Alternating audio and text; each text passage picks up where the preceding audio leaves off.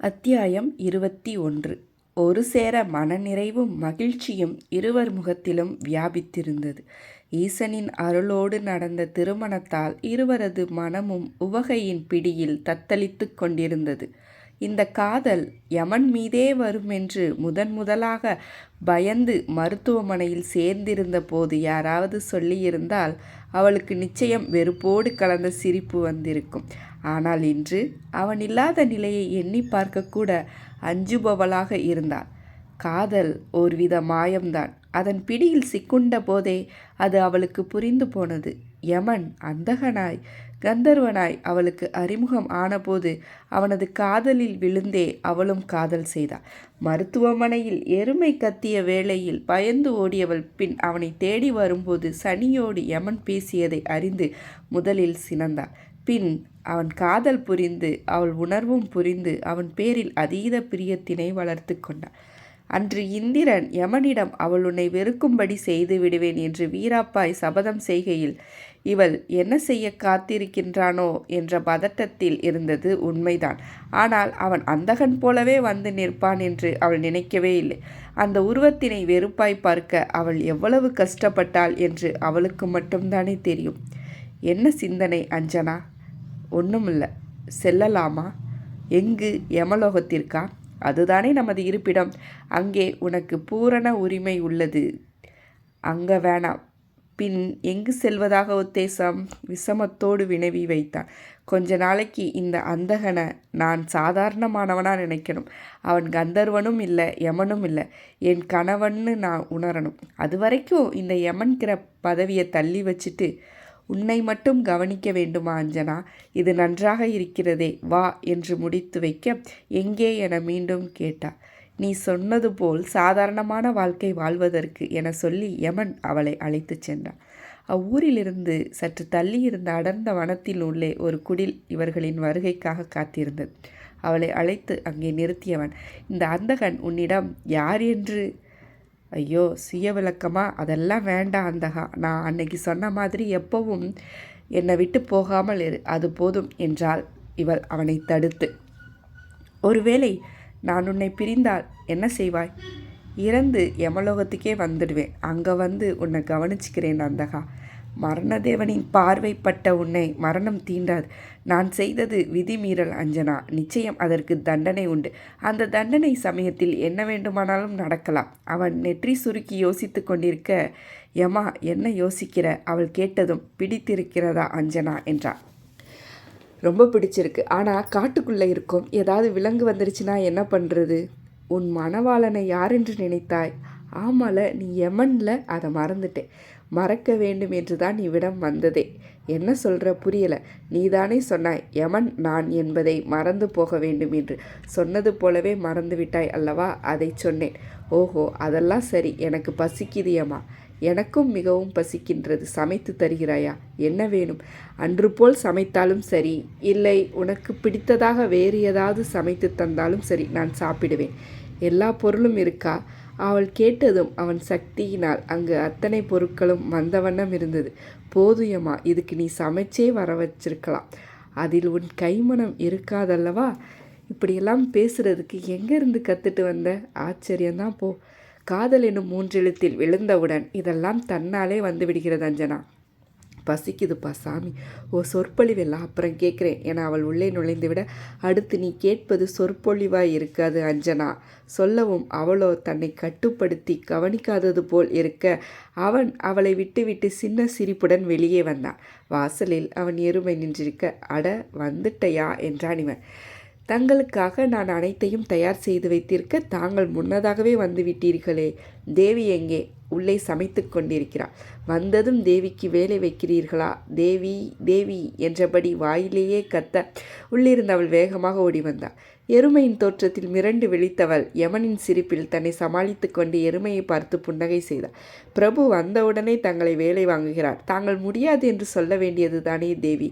பாவம் யமன், அவனை திட்டாத, நான் தான் பசிக்குதுன்னு செஞ்சிட்ருக்கேன்.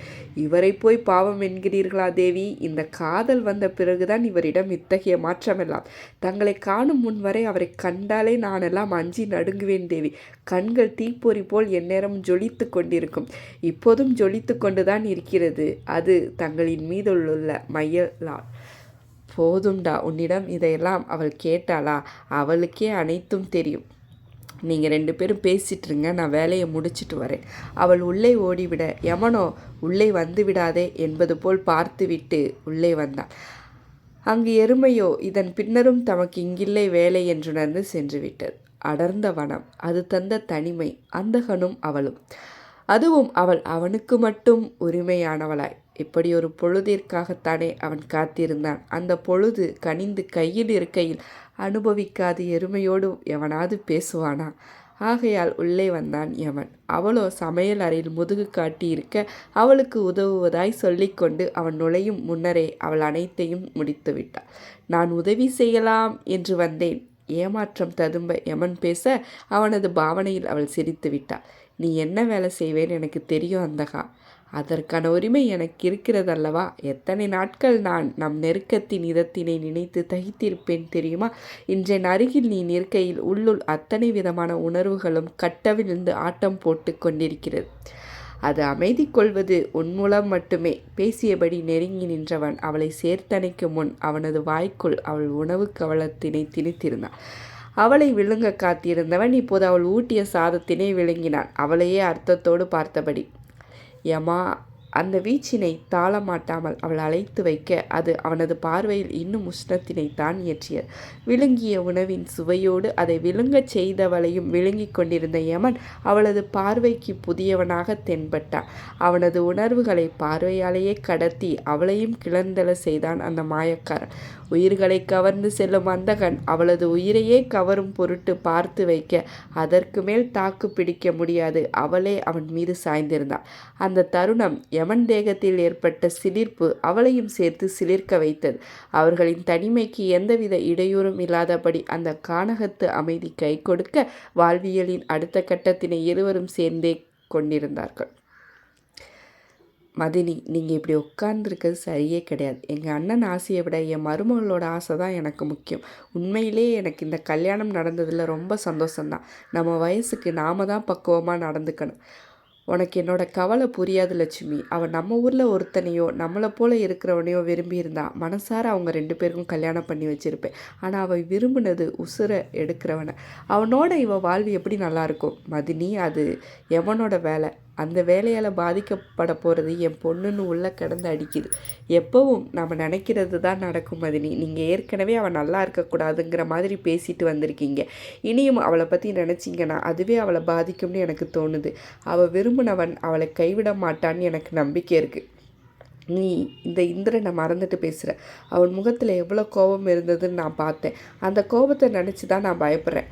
அவளை அவள் புருஷன் பார்த்துக்குவான், நீங்கள் கவலைப்படாதீங்க. இந்திரன் நினச்சாலும் கூட அவங்க 2 பேரையும் பிரிக்க முடியாது. லட்சுமி முடிவாக சொல்ல அந்த இந்திரனோ தன் உடன்பிறப்புகளோடு கூடி யமனையும் அவனது அஞ்சனாவையும் பிரிக்க திட்டம் தீட்டியிருந்தான். டே திரு, இதென்ன இப்படி இடிஞ்சு போய் உட்கார்ந்துருக்க? நீ உன்னை தேத்தி தான் ஆகணும்.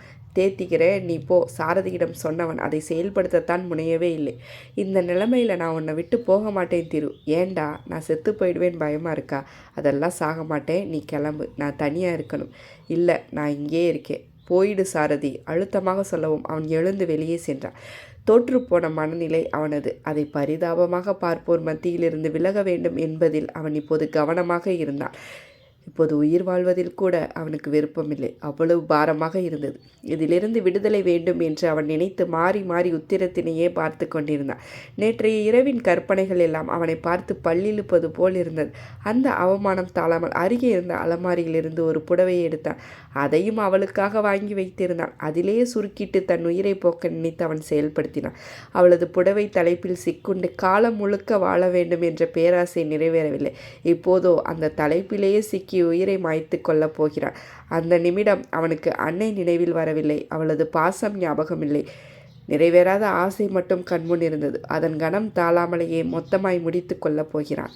இருக்கையை தள்ளிவிட அவனது உடல் கீழ் நோக்கி சென்ற மாத்திரத்திலேயே கழுத்து இறுக ஆரம்பித்தது. கண்கள் மேல் நோக்கி சொருகி ஆவி அலறி துடிக்க சட்டென்று அவன் உடல் லேசாகி மேல் நோக்கி மிதந்தது. கண்டத்தில் இருந்த இறுக்கம் காணாமல் போயிருக்க கண்களோ அகல விரிந்தது. நடந்து கொண்டிருந்த அந்த மாற்றத்தினை அவனால் புரிந்து கொள்ளவே முடியவில்லை. காற்றில் பறக்கின்றோம் என்பதையே அவன் மனம் நம்ப மறுத்தது. அவனது கழுத்து புடவை தலைப்பிலிருந்து விடுபட்டு இப்போது அவன் மேல் நோக்கி பறந்தான். அதில் பயந்து கண்ணை மூடியவன் மீண்டும் கண்களை திறக்கும் போது பளீரென்ற ஒளி அவன் கண்களை கூச செய்து மீண்டும் மூட வைத்தது. அந்த இடத்தின் பிரகாசம், அதன் தோற்றம், இதெல்லாம் அவனுக்கு ஆச்சரியத்தினையும் பயத்தினையும் சேர்த்தே தந்தது. செத்துப்போன உடனே சொர்க்கத்துக்கு வந்துடலாமோ? அவன் அப்போது அப்படித்தான் நினைத்து கொண்டிருந்தான். ஏனெனில் அங்கே அப்படியான காட்சிகள் தான் அவனுக்கு தெரிந்தது. வா மானிடா, உன்னை யாம் எதிர்பார்த்தோம். அதிலே அடித்து பிடித்து அவன் திரும்பி பார்க்க ஒட்டுமொத்த தேசத்தையும் குத்தகைக்கு எடுத்து கொண்டவனாய் அவன் அமர்ந்திருந்தான் அரியாசனத்தில். அவன் இந்திரன். இனி அவன் என்ன செய்ய காத்திருக்கின்றானோ? காதலாசை யாரை விட்டது? அத்தியாயம் 21 நிறைவு பெற்றது. அடுத்த அத்தியாயம் விரைவில். நன்றி.